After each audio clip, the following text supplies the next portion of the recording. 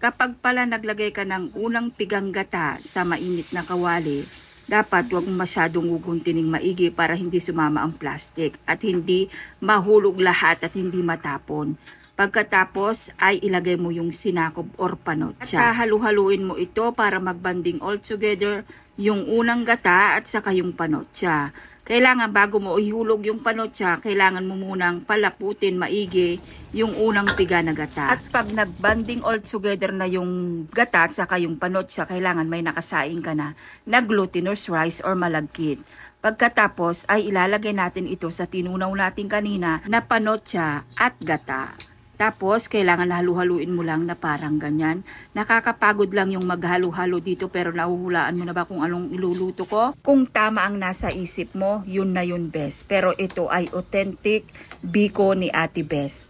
May pa-order naman kasi ako, Bes, ng mixed bilao, biko at sapin-sapin. At kailangan kong madiliin na ito dahil nga 12 PM, 12 noon bago pick upin yung kanyang order ng aking kliyente. Kaya kailangan ko lang halu-haluin. At siya nga pala, Bes, optional lang ang paglalagay ng condense.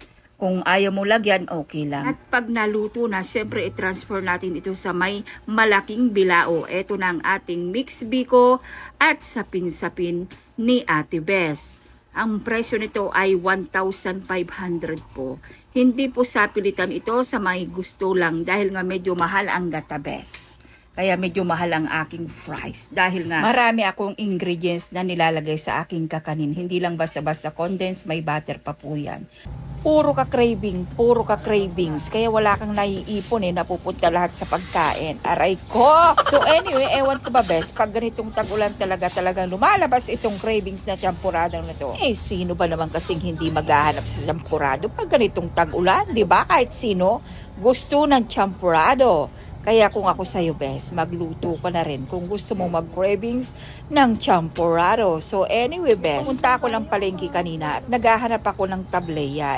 Kahit nasan ako pumunta sa palengke ng Sampabian, walang nagtitinda ng tableya. Kaya ang ginamit ko na lang, instead na kukwa, ang ginamit ko yung may nabibiling condensed na chocolate. Yun ang gamitin mo pag wala kayong tableya dyan sa probinsya nyo, Bes. Ewan ko ba dito sa San Fabian, Pangasinan, bakit walang tableya? Basta nagkikrib ako ngayon ng champurado dahil maulang panahon ngayon. Kaya kung nagkikrib ka rin ng champurado, magluto ka na, Bes. So anyway, wag na tayo sa champurado. Pag-usapan naman natin yung binitiwan salita ng manager ni Elias na wala daw karapatan na magselos yung mga hindi pa kasal.